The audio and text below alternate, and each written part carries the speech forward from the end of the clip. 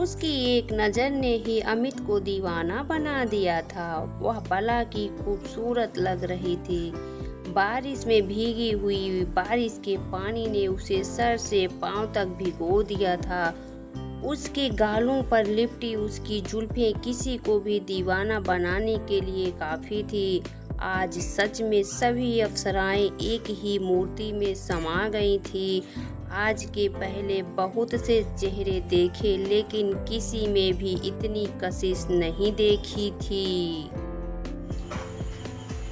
आज सच में धन्यवाद करने का मन कर रहा था उस रोड लाइट का, जिसकी मेहरबानी से उनका दीदार हो पा रहा था। वह परेशान थी, उसकी स्कूटी स्टार्ट नहीं हो रही थी।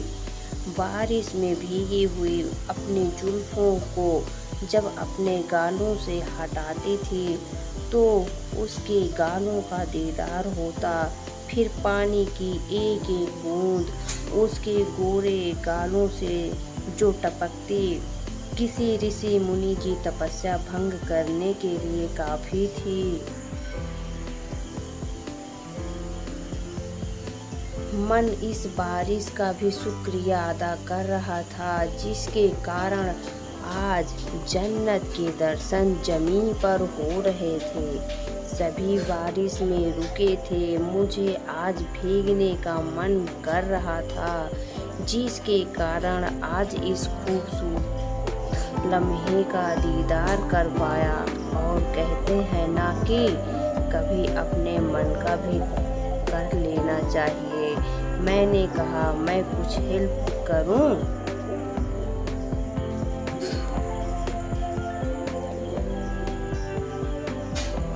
उसने पलट कर देखा। उसे इस बात का ख्याल ही नहीं था कि उसके इस कमाल के हुस्न का दीदार कोई बहुत देर से कर रहा है। वह तो अपनी स्कूटी स्टार्ट करने में लगी थी। वह थोड़ी दूर हटी, मैंने एक किक मारी और स्कूटी स्टार्ट हो गई। उसने कहा, आप मैकेनिक हैं? मैंने कहा, नहीं, बहुत जल्दी। मैं भी कभी कभी गाड़ी स्टार्ट नहीं होती। वह स्कूटी पर बैठ गई, अपना हाथ बढ़ाया। परी नाम है मेरा, मैं अमित। उसका हाथ छोड़ने का मन ही नहीं कर रहा था, लेकिन हीरो से जीरो नहीं बनना चाहता था, इसलिए परी के कोमल हाथों को छोड़ दिया। परी ने बाय बोला और चली गई। मैं उसे देखता रहा जहाँ तक वह दिखी मुझे। मेरी आंखों से नींद गायब थी। बस यही सोच रहा था कि इस परी से ऐसे क्या फिर मिलूँगा, कभी दोबारा दीदार होंगे या नहीं। उस खूबसूरत गुलाबी चेहरे के उन मुलायम हाथों का स्पर्श कभी होगा। एक मैरिज पार्टी में सभी अपनी मस्ती में थे। कुछ बच्चे डीजे की धुन पर थिरक रहे थे। कुछ औरतें आपस में हंसी ठहाकों लगा रही थीं। मैं अपने दोस्त का इंतज़ार कर रहा था, जिसके भाई की मैरिज पार्टी में आया था।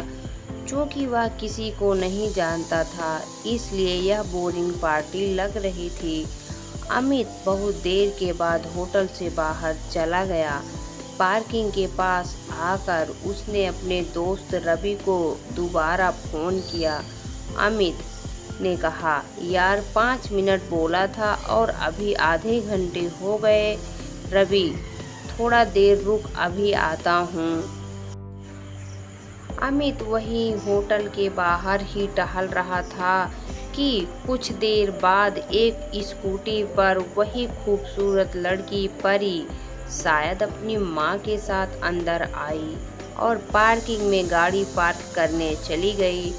अमित मन में सोचने लगा, स्कूटी के पीछे बैठी औरत को कहीं देखा है, लेकिन उसे याद नहीं आ रहा था कि वह दोनों कुछ देर में गाड़ी पार्क करके आ गई। अमित जैसे उनको दोबारा देखा उसे याद आ गया, वह मिसेज रेखा हैं। दुआ इतनी जल्दी कबूल होती है, कभी सोचा ना था।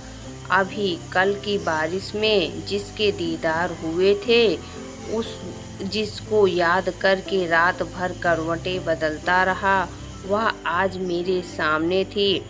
कल बारिश में जितनी खूबसूरत लग रही थी, उतनी ही आज भी निखार है। उनके हुस्न में फर्क बस इतना था कि बारिश के कारण जो रेशमी जुल्फें उसके गालों से चिपक रही थी, वही आज हवा में लहराकर उसके गालों को चूम रही थीं। खुदा ने बहुत ही फुर्सत से तेरे हुस्न को तराशा है। काश तेरे हथेलियों पर मेरा नाम लिखा हो। खुदा ने। रेखा कैसे हो अमित?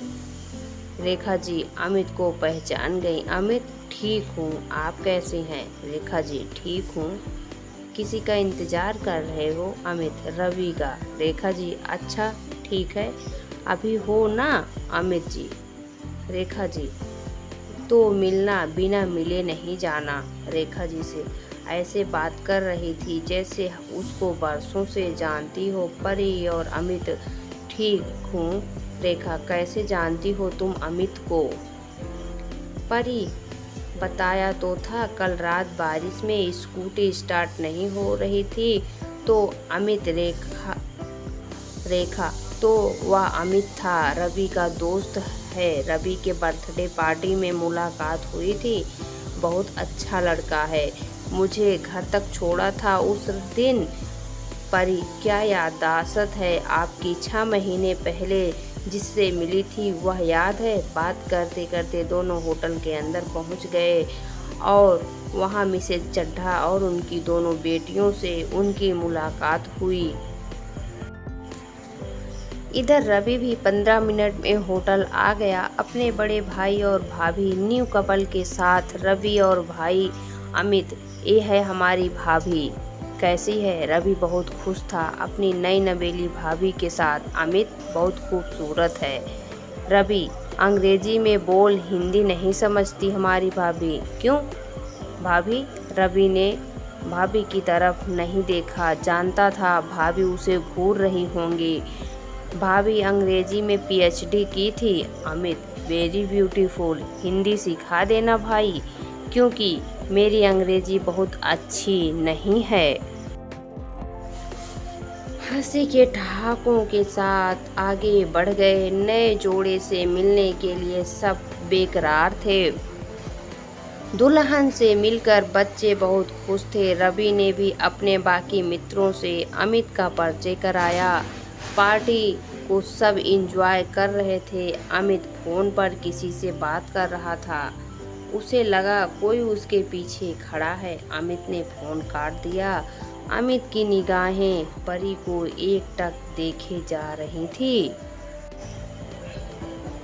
परी अमित भूत की तरह खड़ा था। परी ने दोबारा पुकारा। अमित फिर भी एकटक उसे देखे जा रहा था, जैसे उसके कानों तक परी की आवाज जा ही नहीं रही हो। 3-4 आवाज देने के बाद जब वह ऐसे ही भूत बना रहा तो इस बार परी ने उसका हाथ पकड़कर पूरा झकझोर दिया। परी अमित कहाँ खोए हो? अमित थोड़ा हड़बड़ाए हुए, कहीं नहीं। तुम सामने खड़े हो, कुछ बोल ही नहीं रहे हो, कहाँ खोए हो? अमित बात को टालते हुए, कैसे कहें कि तुम्हारे ख्वाबों में। कैसी हो परी? फाइन। अमित स्कूटी बीच में बंद तो नहीं हुई? परी नहीं, कल के लिए थैंक्स। मैं आधे घंटे से स्टार्ट कर रही थी, वह स्टार्ट ही नहीं हो रही थी। अमित एक बात कहूँ? परी की फ्रेंडली बातों से अमित की हिम्मत बढ़ रही थी। परी बोलो। अमित तुम बहुत खूबसूरत लग रही हो। परी मुस्कुराते हुए, थैंक यू। अमित मैंने सोचा नहीं था कि तुम ऐसे मिल जाओगी। फिर तुम ऐसे आकर मुझसे बात करोगी। अभी जब तुम सामने आकर खड़ी हुई तो मैंने सोचा यह मेरी कल्पना है, मैं तुमको देखे जा रहा था। परी अपनी तारीफ सुनकर मन ही मन बहुत खुश थी। परी, और कल मैंने नोटिस किया, कल भी तुम बहुत ध्यान से देख रहे थे, मेरी मदद के लिए रुके थे या फिर अमित मदद के लिए ही रुका था। लेकिन तुम्हारे हुस्न का दीदार करने से मैं अपने आप को रोक नहीं सका। बारिश में तुम बहुत ही हसीन लग रही थी। परी, मैं बारिश में परेशान थी, आधे घंटे से भीग रही थी, तुम वहाँ मज़े ले रहे थे झूठा गुस्सा दिखाते हुए। अमित, गलत न समझो, तुम्हारा ध्यान मुझ पर था ही नहीं। तुमको देखने के बाद कोई भी तुमको देखता ही रह जाता। फिर तुम क्या चीज़ हो अमित, सारी कायनात में तुम जैसा शायद ही कोई होगा। परी, ज़्यादा नहीं हो रहा अमित? नहीं, अब दोनों दोस्त बन चुके थे, अब डर नहीं था किसी बात का। अमित रात भर तुमको ही याद करता रहा। दोनों अपनी बातों में इतने खो गए थे कि उनको किसी का ध्यान ही नहीं था। परी ने भी अमित को एक बार में ही दिल दे दिया था। रेखा जी का फ़ोन आया तो परी चली गई। जाने से पहले दोनों ने एक दूसरे के फ़ोन नंबर ले लिए, एक और मिलने का वादा भी किया। रेखा की नज़रों से अमित बचकर परी को देखता रहा। पार्टी समाप्ति की ओर थी। लोग एक दूसरे से मिलने के बाद जाने लगे थे। अब अमित भी जाने की सोच रहा था कि पीछे से आवाज़ आई। अमित ने पीछे मुड़कर देखा तो रेखा जी अपनी परी के साथ थीं। रेखा जी, अमित, खाना खा लिए? अमित, जी। रेखा, पूरी पार्टी खत्म हो गई, तुम मिले ही नहीं। मैंने तुमको ढूंढा लेकिन तुम नहीं दिखे। अमित, मैं भी मिलना चाहता था लेकिन इतने लोगों में आप नहीं दिखी। वह झूठ बोल रहा था, वह तो परी के साथ ही था। रेखा जी, कभी घर पर आओ। अमित, आऊँगा। रेखा जी, कल संडे है, कल आओ, मैं कल तुम्हारा इंतज़ार करूँगी। रेखा जी ने अपना नंबर दिया और उसका भी नंबर लिया। अमित और परी के चेहरे पर एक अलग ही मुस्कान थी और कल फिर से मिलने की खुशी थी। अब दोनों के मिलने का सिलसिला शुरू हो गया। कहते हैं दोस्तों, इश्क के राज छुपाए नहीं छुपते। दोनों के रिश्तों की खबर रेखा को भी लग गई, मगर होना क्या था, रेखा को तो अमित पहले से ही पसंद था। उसे अपने दामाद के रूप में पाकर आज वो भी बहुत खुश थे।